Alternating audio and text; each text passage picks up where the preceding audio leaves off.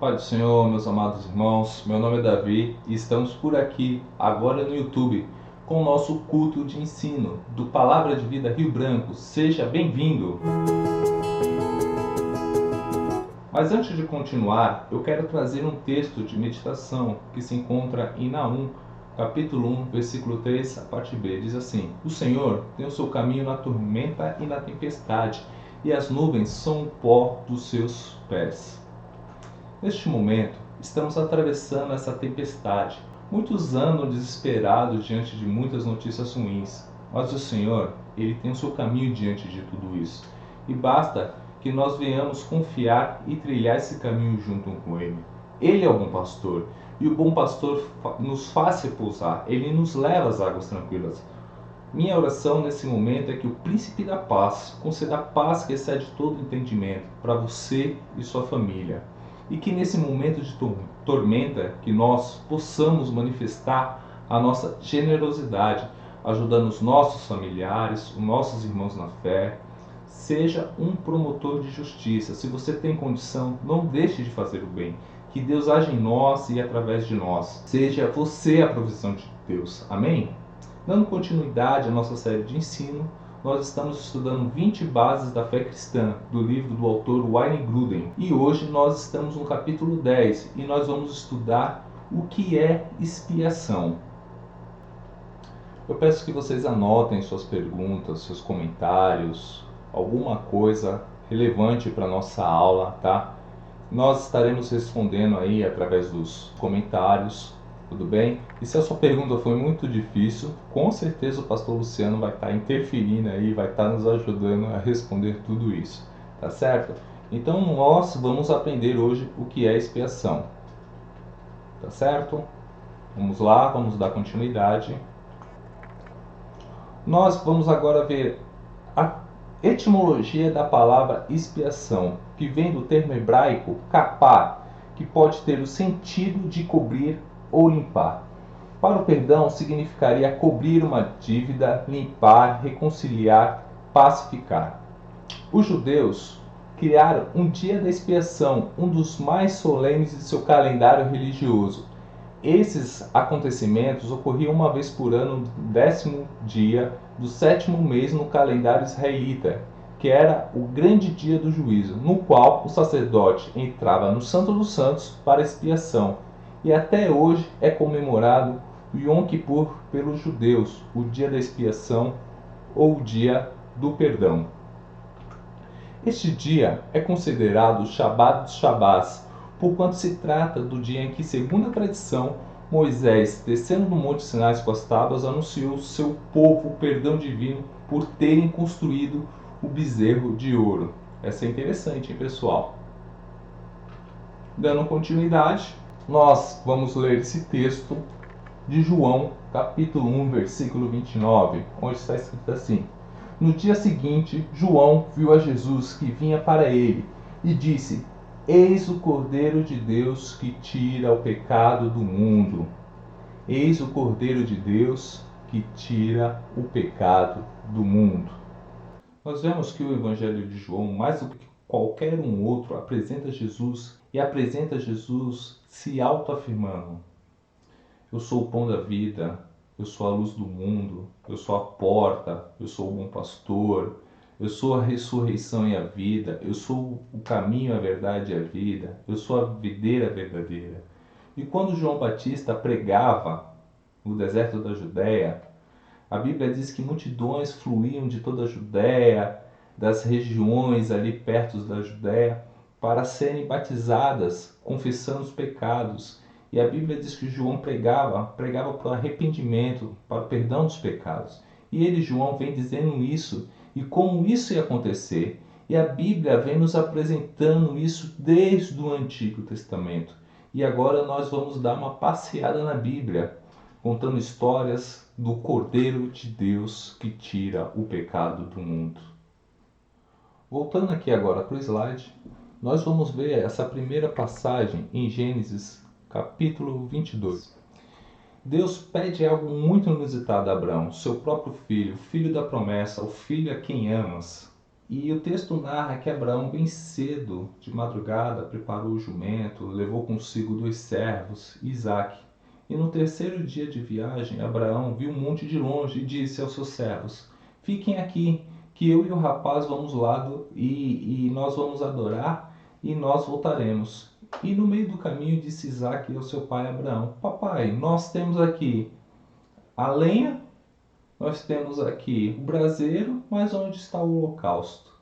E Abraão disse: Filho, Deus proverá. E nisso diz a história, continua a história, que Abraão subiu um monte, preparou o altar, colocou a lenha sobre o altar. Nisso colocou Isaque e o amarrou. E no momento, Abraão puxou o cutelo para sacrificar o seu filho. Só que, quando Abraão levantou o braço contra o menino, o anjo do céu bradou: Abraão, Abraão, não faça mal ao menino. E nisso, Abraão olhou para o lado e viu o cordeiro, um cordeiro amarrado pelos chifres. E o que isso significa para nós, queridos irmãos, hoje? Que o Cordeiro de Deus é o nosso Cordeiro substituto. Amém? Voltando para o slide, nós vemos o Cordeiro da Páscoa em Êxodo, capítulo 12. Deus vem agindo poderosamente para libertar o seu povo das mãos de Faraó. Deus lança 10 pragas. E antes de lançar a última praga, Deus dá instruções a Moisés para que sacrifique o cordeiro e passe o sangue nos umbrais da porta. Pois o sangue do cordeiro servirá de sinal para que o anjo da morte não tocasse em nenhum dos filhos do seu povo. Não pense que os filhos dos israelitas eram mais virtuosos. Não pense que os primogênitos do povo de Deus eram mais especiais, mais importantes, mais santos. A diferença entre os que foram poupados e os que foram mortos não eram suas virtudes, não eram suas obras pessoais. Tinha a ver exclusivamente de estar debaixo do sangue ou não estar. Isso aponta para Jesus. Não há outro meio de salvar a não ser pelo seu sangue. Não importa o que você faz, de que família que você vem, da sua profissão, sua posição social, sua posição econômica, seus predicados morais. O que difere de você ser salvo ou você não ser salvo é somente estar debaixo do sangue de Jesus. E dando continuidade ao nosso estudo, vamos ao slide. Em Levítico, capítulo 16, diz que Jesus é o cordeiro emissário. Esse texto conta que o sacerdote escolhia 2 cordeiros, um para sacrifício ao Senhor e o outro, o sacerdote orava confessando todos os pecados e enviava ao deserto. Isso representa que Jesus não somente morreu por nós, mas ele tira de nós, afasta de nós a culpa do pecado. Quantas pessoas são esmagadas pela culpa? Quantas pessoas doentes pela culpa? Quantas pessoas estão entupindo suas vidas de drogas porque estão esmagadas debaixo da culpa? Quantas pessoas estão flertando com a morte? Jesus Cristo é o único que pode tirar você, arrancar de você e levar de você toda a culpa. Continuando no nosso slide, esse texto de Números, capítulo 28, mostra que era realizado pelo sacerdote um sacrifício pela manhã e outro pela tarde. Todos os dias, independente do dia, das circunstâncias, se havia guerra, se havia paz, independente das tribulações do povo, esse sacrifício era feito. Isso significa que o Cordeiro de Deus trata com o seu pecado todo dia e todo dia. Ontem você pecou, ele perdoou você, limpou você. O Cordeiro de Deus é aquele que tira seu pecado ontem, que tira seu pecado hoje, que tirará amanhã e sempre, sempre. Ele pode lavar você, ele pode purificar você, ele pode dar um novo recomeço para a sua vida.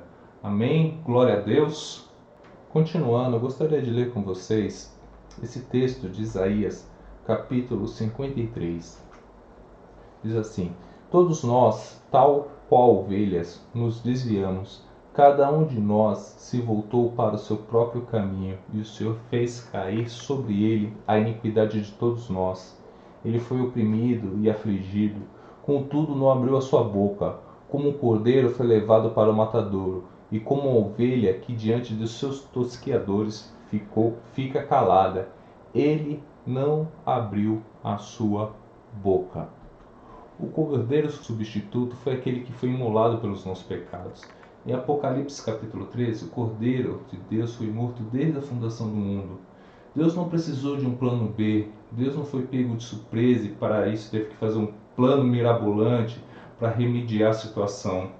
Antes de Deus criar os céus, a terra, antes do sol brilhar, antes dos anjos baterem as suas asas, Deus já havia lançado um substituto para morrer em nosso lugar, para dar pleno perdão e redenção das nossas almas. Deus lançou sobre ele a iniquidade de todos nós. Quando ele estava ali na cruz, Deus transferiu nossas mazelas, nossas maldades, o nosso orgulho, nossas vaidades, toda a sujeira do nosso pecado. Naquele momento ele foi feito pecado, naquele momento ele foi feito maldito, maldição por nós. Nele não havia nenhuma beleza, naquele momento Deus não pôde ampará-lo.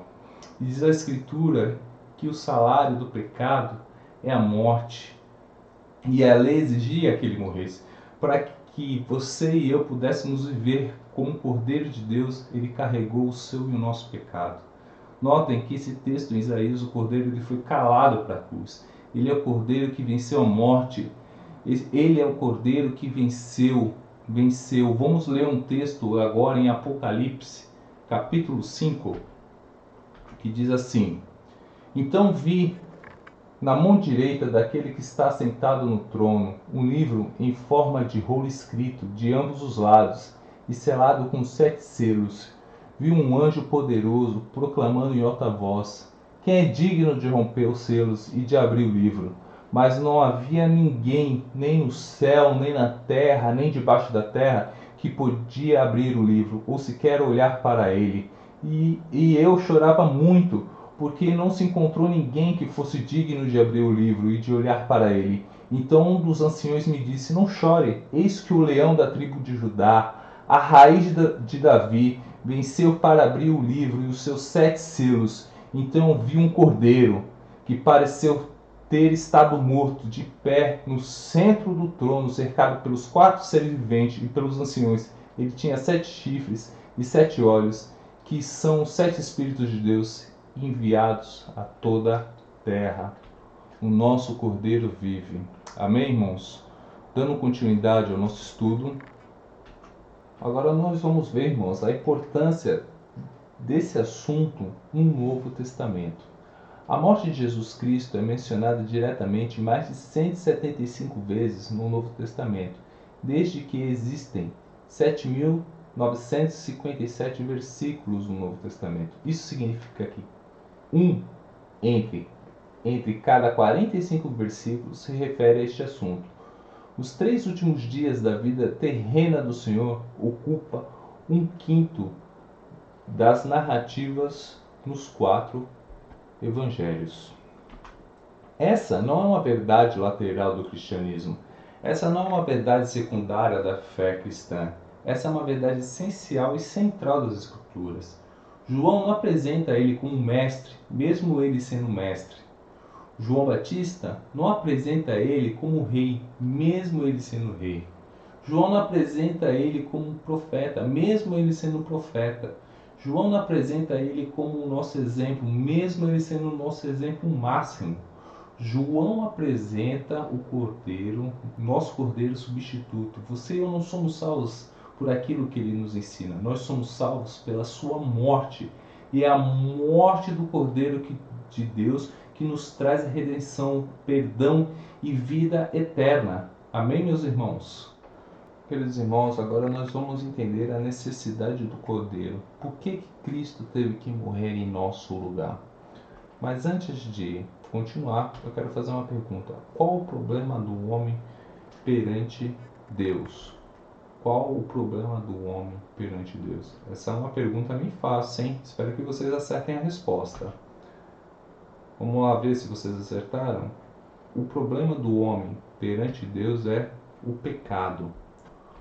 O que o pecado gerou no Éden? A Bíblia diz que aquilo que se torna vencido em algo se torna escravo de quem o vence. Quando o homem se sujeita à proposta de pecado de Satanás, ele se colocou debaixo da escravidão de Satanás. Ao se deixar ser vencido, foi o que aconteceu. Por isso, Jesus veio para nos redimir. A Bíblia diz que ele nos tirou do império das trevas e nos transportou para o reino do Filho do seu amor. E como Jesus fez isso? Em Salmos 49 diz que nenhum homem poderia pagar essa dívida, que essa dívida era caríssima. E que dívida é essa? A dívida do pecado. A Bíblia diz que por um só homem entrou a morte e passou para todos os homens. Para toda a humanidade estava debaixo da mesma condenação. É aqui que nós entendemos que Jesus precisou encarnar, porque somente um parente próximo, um semelhante, poderia se levantar como resgatador, e não havia um ser humano sequer que poderia fazer isso. Então, ele é concebido pelo Espírito Santo, ele é gerado numa virgem, cresce uma vida toda vivendo sem pecado, se torna homem, prega, ensina, batiza e cumpre o que foi determinado desde a eternidade, morte e morte de cruz. Para nós, normalmente, nós falamos somente de perdão, só de reconciliação, mas na verdade Jesus pagou uma dívida. Quando Deus cria o universo, Deus disse, haja. Quando Deus cria o homem, ele coloca as mãos no barro e cria e modela um homem. Esse homem passou a ser alma vivente. Mas quando Deus foi salvar você, redimir você do poder do pecado, da culpa do pecado, não houve um meio mais suave.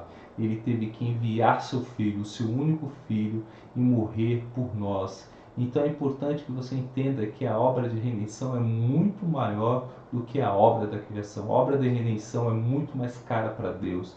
E esse foi o preço pela nossa redenção. Cristo morreu pelos nossos pecados. Ele não morreu porque sucumbiu ao poder de Roma. Ele não morreu porque foi vítima da orquestração do sinédrio judaico.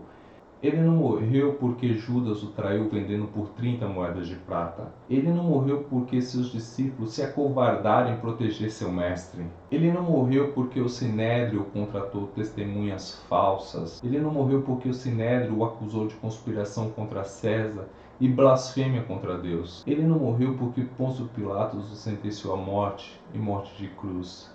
Mesmo que isso seja uma verdade histórica, a verdade teológica diz que ele morreu pelos nossos pecados, segundo as Escrituras. O que fez Jesus chorar, sangrar, morrer foi pelo seu e pelo meu pecado. E o que é esse pecado? Vamos ver no slide? Esse pecado é rebelião contra Deus. O pecado é a escolha do mal ao invés de escolher o bem.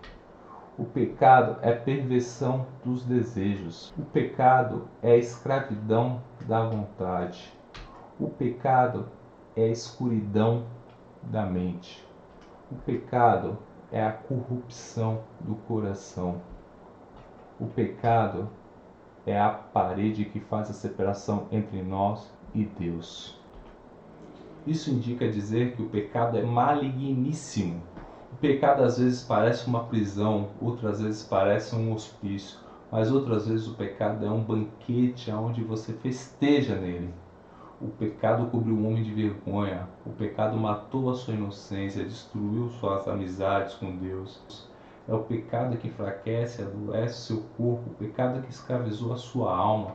O pecado é pior que a morte, o pecado é pior que o inferno. Aí é a necessidade do Cordeiro, porque você e eu não temos força para vencer o pecado. Nenhuma igreja tem o poder para libertar você do pecado. Nenhuma terapia emocional ou psicológica é capaz de libertar você do seu pecado. Nenhuma introspecção é capaz de lidar eficazmente com o seu pecado. Nenhuma confissão positiva liberta você do seu pecado. Somente o sangue de Jesus que limpa você de todo o seu pecado. Só o sangue do Cordeiro que tira a culpa do pecado. Somente o sangue. E quais os benefícios da redenção para nós? É isso que nós vamos ver agora no próximo slide. Os benefícios da redenção. Da penalidade da lei. Da lei propriamente dita. E a pergunta que eu faço é: a lei é ruim? De forma nenhuma a lei é ruim. A lei de Deus serve para que nós possamos nos ver, olhar para a gente, para ver o nosso estado deplorável, o nosso estado diante de Deus. Deus é um ser puro e nós somos seres pecadores. Então a lei de Deus nos revela esse estado que nós precisamos dele para que nós possamos ser pessoas melhores e pessoas perfeitas. Por isso que a lei de Deus, ela é maravilhosa. Por isso que a lei de Deus mostra verdadeiramente quem somos.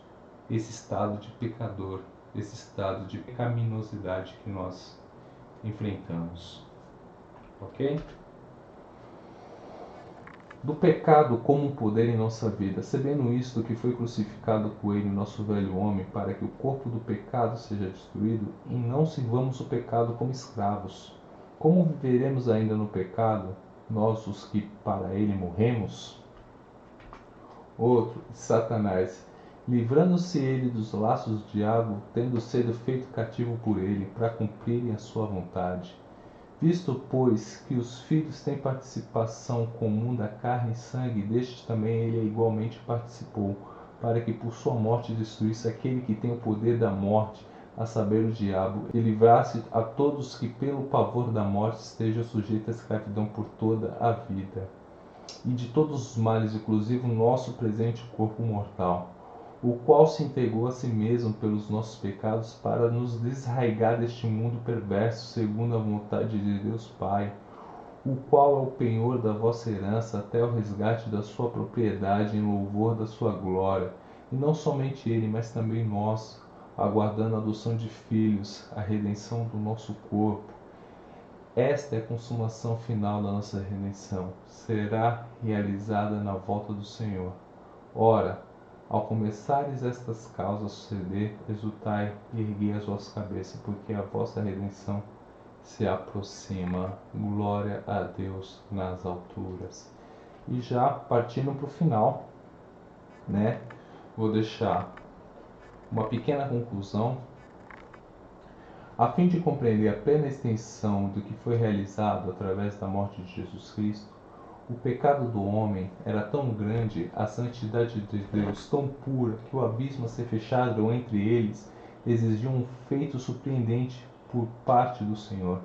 Mediante a sua morte, ele satisfez completamente cada necessidade do pecador relativo ao pecado, capacitando-o a gozar de comunhão eterna com Deus. Ao mesmo tempo, Cristo satisfez plenamente cada exigência necessária para que um Deus reto e justo perdoasse livremente o pecado e recebesse o homem de volta à sua comunhão. Em época alguma, através de toda a eternidade, qualquer homem, diabo ou anjo poderá desafiar a perfeita e completa provisão da grande salvação de Deus. Amém, meus irmãos?